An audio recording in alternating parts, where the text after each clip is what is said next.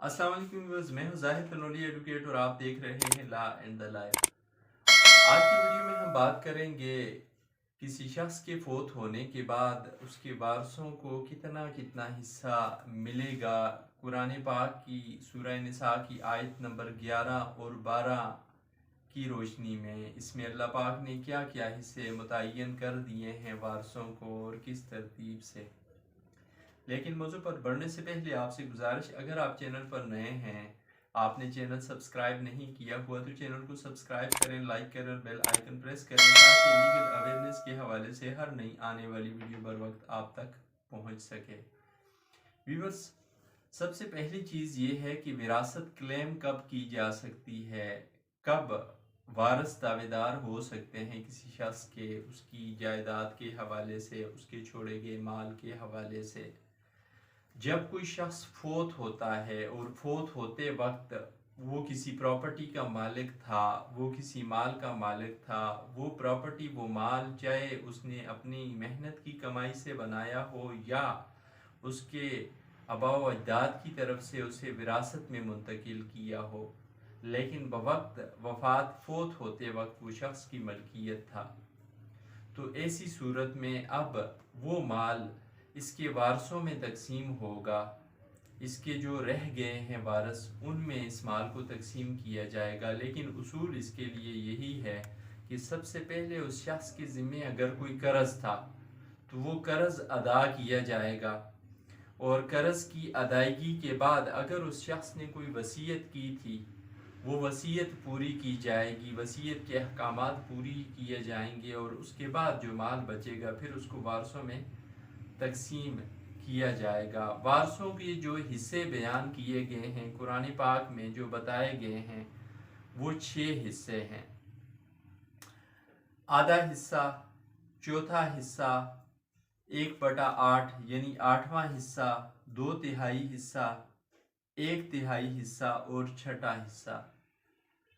कुरान पाक में सूरह निसा की आयत नंबर 11 और 12 में अल्लाह ताला ने बयान कर दिए हैं कि किस वारिस को कितना हिस्सा मिलेगा, तरके में से बतौर वारिस किस वारिस का कितना कितना हिस्सा बनता है। कुरान पाक की सूरह निसा की आयत नंबर 11 का तर्जुमा है, बिस्मिल्लाहिर्रहमानिर्रहीम। अल्लाह ताला तुम्हारी औलाद के बारे में तुमको हुक्म देता है कि एक लड़के का हिस्सा 2 लड़कियों के हिस्से के बराबर है, यानी बेटे को 2 बेटियों के हिस्से के बराबर मिलेगा। फ़र्ज़ करें बेटी को अगर 1 रुपया मिला है, दूसरी बेटी को भी 1 रुपया मिला है, तो फिर बेटे को 2 रुपये मिलेंगे। इसी तरह अगर मरने वाले शख्स की सिर्फ बेटियां ही हों, बेटे ना हों, सिर्फ बेटियां ही हैं उसके और बेटे नहीं हैं, और बेटियां भी 2 या 2 से ज़्यादा हैं, तो कुल तरके में उनका 2/3, और अगर एक ही बेटी हो तो उस बेटी को निसफ हिस्सा मिलेगा जायदाद का, और निसफ हिस्सा फिर बाकी वारसों में तकसीम हो जाएगा। माँ बाप का यानी दोनों में से हर एक का तरके में 6ठा हिस्सा है। बेटा फोत हो गया, उसने प्रॉपर्टी छोड़ी, जायदाद छोड़ी, तो फिर ऐसी सूरत में माँ बाप को 6ठा हिस्सा मिलेगा अगर उस मरने वाले के मैयत की औलाद हो, और अगर औलाद ना हो तो सिर्फ माँ बाप ही उसके वारिस हों तो 1/3 माँ का हिस्सा, और अगर मैयत के भाई भी हों तो माँ का हिस्सा 6ठा है।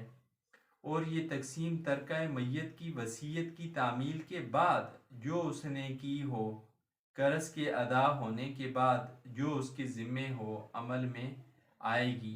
तुमको मालूम नहीं कि तुम्हारे बाप दादों और बेटों पोतों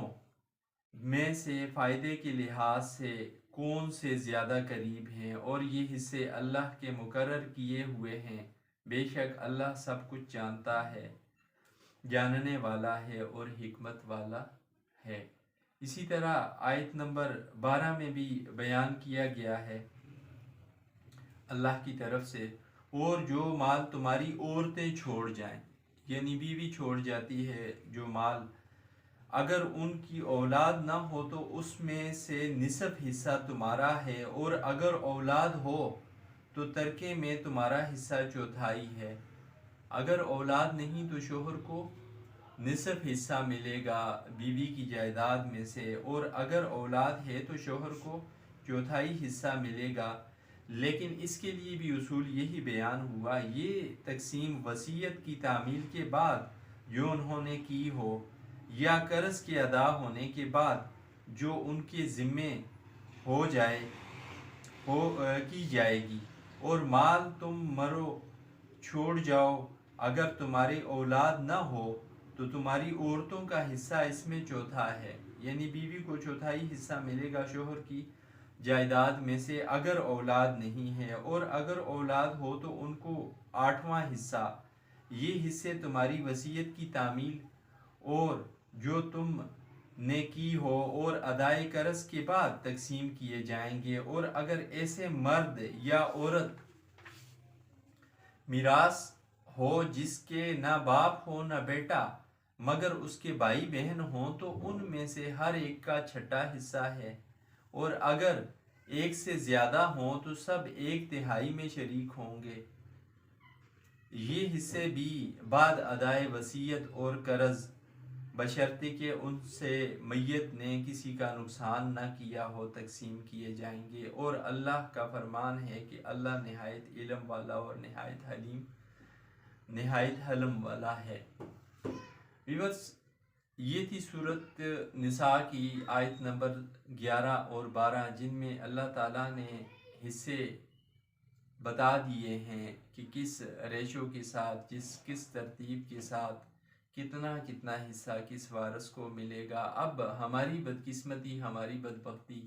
کہ ہم اول تو پڑھتے نہیں، جاننے کی کوشش ہی نہیں کرتے شریعت کے اصولوں کو، قانون کو، کس کا کیا حق بنتا ہے اس بات کو، اور پھر اگر ہم جان بھی لیں تو ہم عمل کرنے کی کوشش نہیں کرتے۔ ہمارے معاشرے میں ہم دیکھ رہے ہیں جو ناانصافیاں ہو رہی ہیں، ان ناانصافیوں میں سب سے بڑی ناانصافی جو ہو رہی ہے وہ وارثوں کو ان کے شرعی وراثتی حق سے محروم رکھنا ہے۔ ہم اکثر اوقات دیکھتے ہیں ہماری عدالتوں میں جو کیسز آ رہے ہوتے ہیں، جو مقدمے چل رہے ہوتے ہیں، ان میں زیادہ تر مقدمے اس طرح کے ہوتے ہیں کہ بہن بھائی سے اپنی والد کی جائیداد میں سے حصہ مانگ رہی ہوتی ہے، ماں اپنے شوہر کی جائیداد میں سے حصہ مانگ رہی ہوتی ہے، بیٹی اپنے والد کی جائیداد میں سے حصہ مانگ رہی ہوتی ہے۔ کتنے ظلم کی بات ہے کہ قرآن پاک میں واضح احکامات اللہ پاک نے دے دیے ہیں، لیکن ہم ان احکامات پہ عمل نہیں کرتے۔ ہم حقوق غصب کرنے کی کوشش کرتے ہیں، اور خاص طور پہ عورتوں کے ساتھ یہ زیادتی ہمارے معاشرے میں ہو رہی ہوتی ہے کہ عورتوں کے حقوق غصب کرنے کی ہر ممکن کوشش کی جا رہی ہوتی ہے، اور وہ غصب کرنے والے ہوتے کون ہیں، وہ حقوق نہ دینے والے ہوتے کون ہیں؟ اس عورت کا بھائی ہوگا، اس عورت کا بیٹا ہوگا، اس عورت کا کوئی اور قریبی رشتہ دار ہوگا۔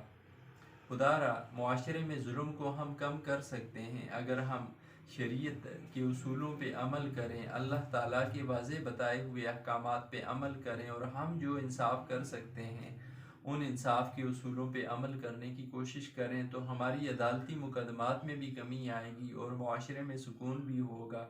تو آج کی ویڈیو میں ہم نے جاننے کی کوشش کی کہ کس وارث کو کتنا حصہ مل سکتا ہے ترکے میں سے، قرآن پاک کی سورۃ نساء کی آیات نمبر 11 اور 12 کی روشنی میں۔ یہ تھی آج کی ویڈیو، امید ہے آپ کو ویڈیو پسند آئے گی۔ آخر میں پھر گزارش کہ ویڈیوز کا یہ سلسلہ بیسیکلی اویئرنیس کی خاطر شروع کیا گیا ہے، آپ بھی اویئرنیس کے اس عمل میں میرا ساتھ دیں، چینل کو سبسکرائب کر کے، لائک کر کے، اور اگر ہو سکے تو ویڈیو کو شیئر کر کے زیادہ سے زیادہ لوگوں کے ساتھ۔ تھینکس، اللہ حافظ۔